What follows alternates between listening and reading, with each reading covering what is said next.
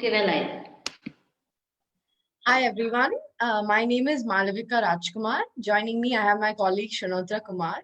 Today at the Thursday Live, we are going to talk about contempt of court.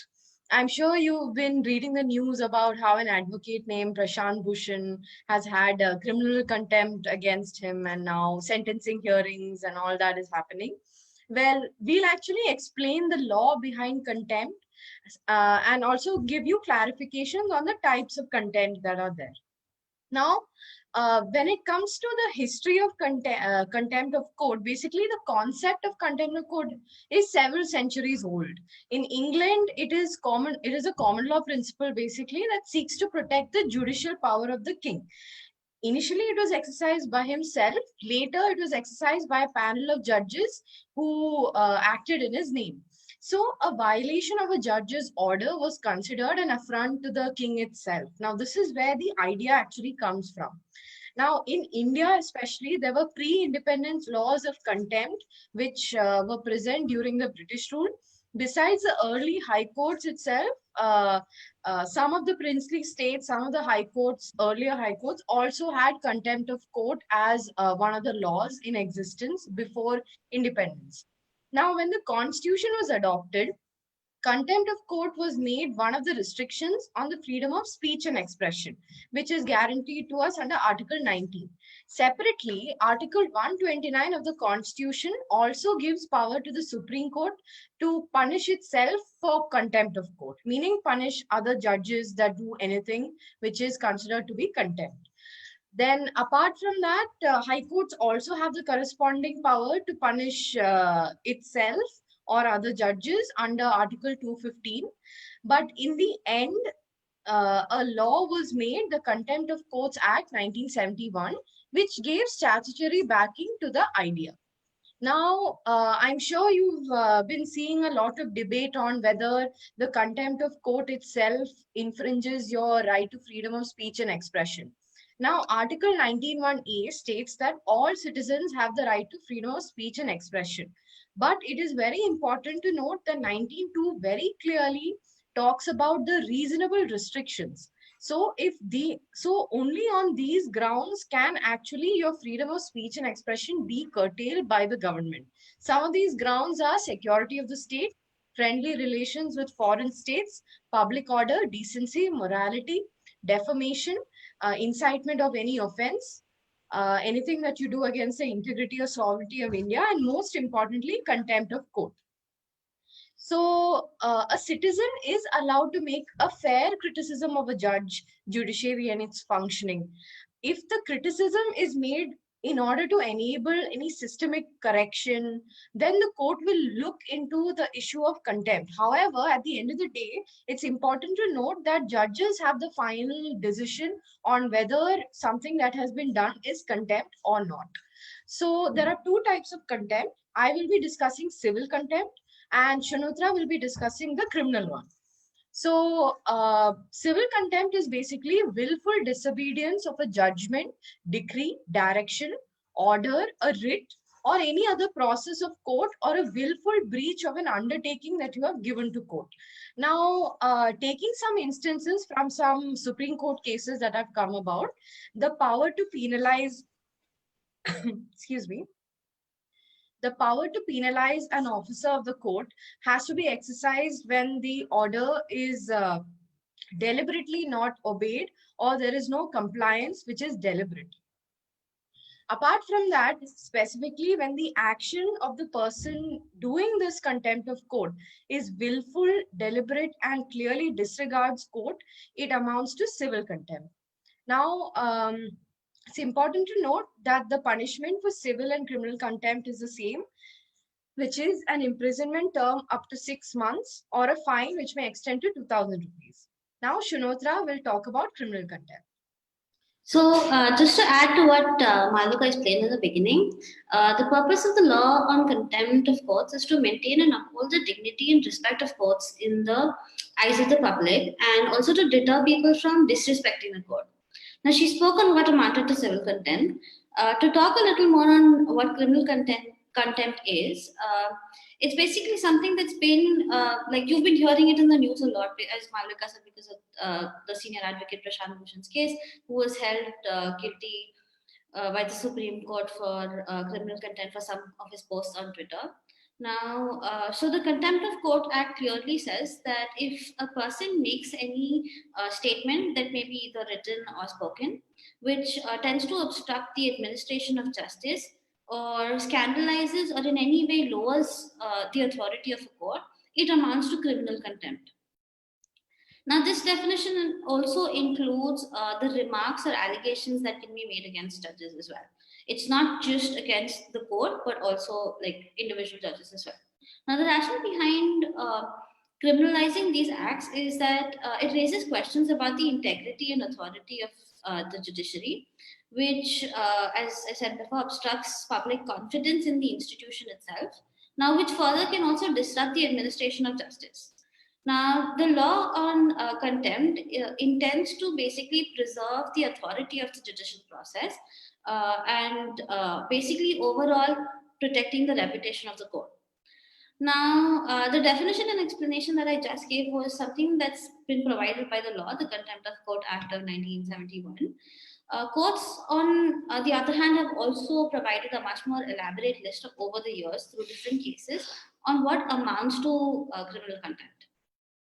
Now, it could be, say, insulting judges, attacking them, commenting or on proceedings that tend to basically prejudice a fair trial, obstructing court officers from doing their job, obstructing witnesses or parties to a case, or violating any processes of the court, and so on. Like there have been different cases throughout the years that have actually described different kinds of different kinds of offenses that would amount to criminal contempt.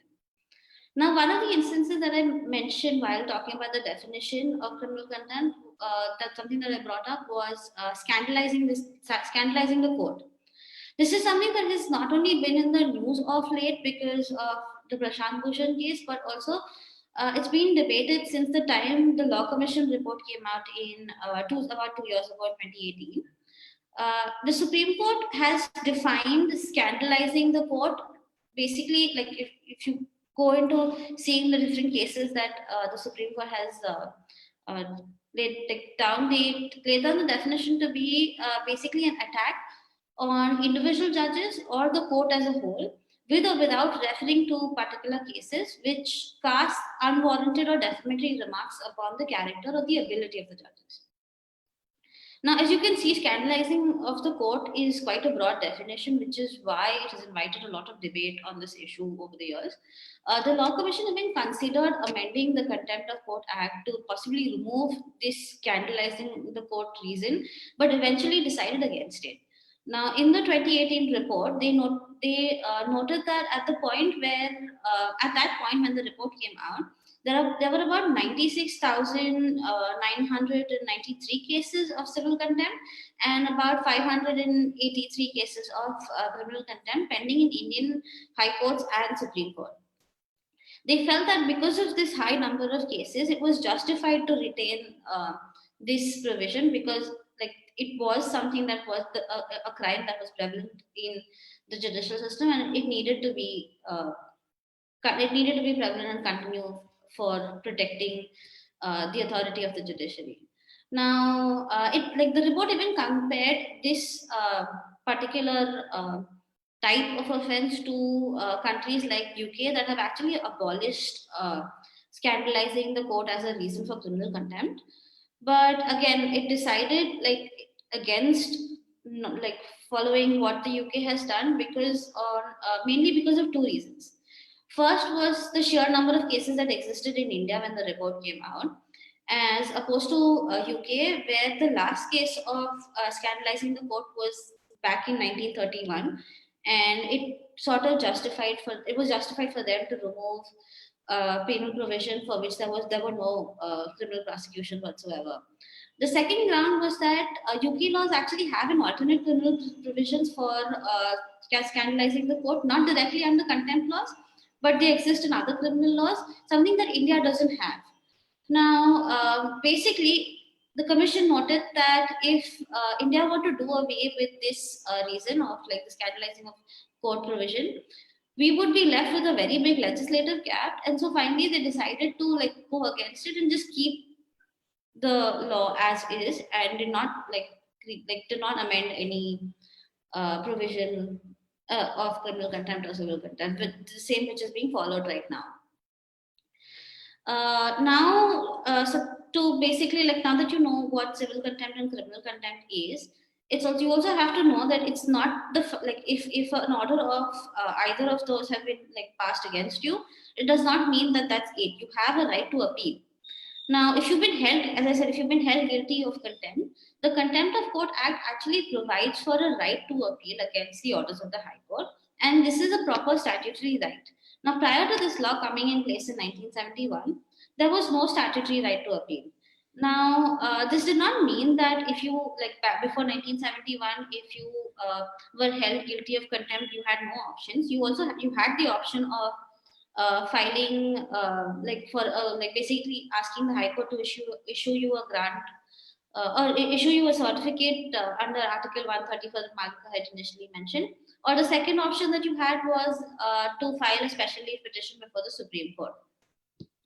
Now, coming to post 1971, after this law was passed, the Contempt of Court Act provided that you could file an appeal and file an appeal from an order of the High Court, which held basically which passed the order of contempt against you.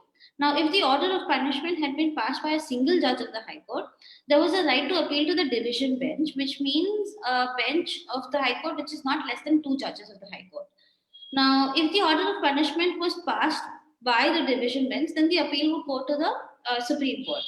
Now, an important thing that the law put in here was that in case of like the punishment order was passed by a single judge, you filed an appeal to the division bench, and that appeal got refused. Your right to appeal got exhausted there. You do not have a provision to go ahead and file it in the Supreme Court. Instead, like what you could do was, of course, as I said, the option before was available to you to go file a special leave petition, but the statutory right ends there. So yeah, this is something that you should really know of, like that you do have the right to appeal. There are certain limitations to it, but you can definitely go ahead and do that. Malvika will take you over certain exceptions that are not like basically covered, are not understood as contempt of court and are actual reasons given under the law.